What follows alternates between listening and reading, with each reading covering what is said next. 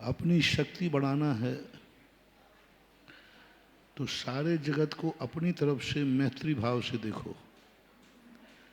जितना हमारे मन में मैत्री भाव आएगा उतनी हमारी शक्ति बढ़ेगी। ऐसी शक्ति बढ़ेगी जैसे किसी के पास 100 व्यक्ति हों तो वो दम रखता है कि मेरे पास 100 व्यक्ति हैं। इस प्रकार साइकोलॉजी कहती है कि आपके मन ने ये भाव कर लिया कि संसार का हर जीव मेरा मित्र है, तो अपने आप तुम्हारे अंदर की वो शक्ति जागेगी जैसे कि सारा संसार तुम्हारे साथ है। यदि उसमें कुछ ऐसे जीव आए जो मैत्री करने लायक ही नहीं है, इस दशा में बैठे हुए हैं कि उनको हम मित्र नहीं बना सकते। उनके दो रूप हैं। एक रूप है पुण्यहीन है, इतना पुण्यहीन है, इतना पुण्यहीन है, इतना अवगुणी है कि उसकी संगति करने से हमारे मन में भी अवगुण आ सकते हैं। क्योंकि पूज्यवर कुंदकुंद भगवान ने लिखा है कि गुणवान व्यक्ति यदि गुणहीन की संगति करता है तो गुणवान भी गुणहीन संज्ञा को प्राप्त हो जाता है। ऐसा उल्लेख उन्होंने प्रवचन सार के अंतर्गत कहा। तो जब ऐसे जीव मिल जाएं कि जो इतने पुण्यहीन हैं कि हम उनको मित्र बनाने में भी हमारे लिए घाटा है, तो ऐसे जीवों का क्लिष्टेषु जीवेषु कृपा परतम।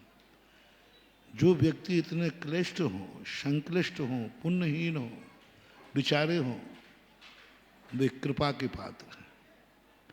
मित्र कृपा के पात्र नहीं होता, मित्र जो है बराबरी का होता है, सहयोग होता है। ऐसे जीवों पर ऊपर कृपा करो, करुणा करो, अपने पुण्य का भाग उनको दो, अपने संस्कार उनको दो। दूसरा व्यक्ति जो है वो मित्र बनाने लायक नहीं है, इतना अवगुणी है, इतना अवगुणी है कि वो बिल्कुल ही विपरीत है, दिन और रात का भेद है। तो ऐसे जीवों के लिए कहा माध्यस्थ भावम विपरीत वृत्तौ। विपरीत वृत्ति वाला मित्र तो बनेगा नहीं, हम बनाएंगे तो भी नहीं बनेगा। तो ऐसे व्यक्ति के लिए माध्यस्थ भाव, माध्यस्थ भाव का अर्थ है वो है ही नहीं, उसको जीरो मान लो, वो है ही नहीं, मतलब ही नहीं दुनिया में वो है कि नहीं। उसकी उपस्थिति और अनुपस्थिति का कोई ख्याल मत रखो। वो अनुपस्थित है तो भी तुम्हें अनुपस्थिति का एहसास नहीं होना चाहिए, वो क्यों नहीं आ रहा है, वो क्यों नहीं है। उपस्थित है तो तुम्हें कुछ हर्ष नहीं होना चाहिए, उपस्थित क्यों है। माध्यस्थ बनो, तटस्थ हो जाओ। ये जो सूत्र दिया है, ये सूत्र सबसे ज़्यादा जैन दर्शन का मोटिवेशन है। लेकिन जो सांसारिक मोटिवेटर कहते हैं वो एक राजनीति के कारण, समाज नीति के कारण, राजनीति, समाज नीति और धर्म नीति, ये तीन मोटिवेशन अलग अलग होंगे। धर्म नीति का मोटिवेशन हमने आपको दे दिया। समाज नीति का मोटिवेशन कहता है और राजनीति का मोटिवेशन कहता है उसको जितना तुम कमज़ोर कर सको, जितना उसके अवगुण देख सको देखो, ये समाज नीति कहती है। जो विपरीत बुद्धि वाले हैं उनके कोई ना कोई कमजोरियां देखो, वीक पॉइंट पकड़ो, उसमें जितनी जितनी अवगुण देख सको उतना देखो, और इतने अवगुण देखो और उन अवगुणों का इतना प्रचार कर दो कि वह दुश्मन कहीं मुंह दिखाने लायक भी न रहे। ये समाज शास्त्र का मोटिवेशन है।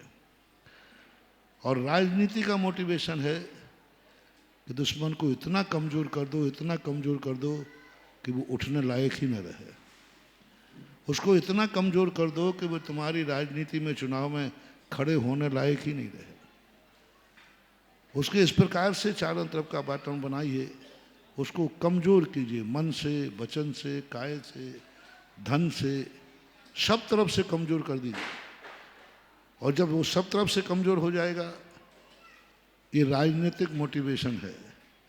इसलिए हम किसी भी मोटिवेटर को गलत नहीं कहेंगे, बस वो मोटिवेटर किस स्टेज पर है, धर्म की स्टेज पर है, समाज की स्टेज पर है या राजनीति के स्टेज पर है, उस स्टेज के अनुसार मोटिवेटर को अपना मोटिवेशन देना पड़ता है।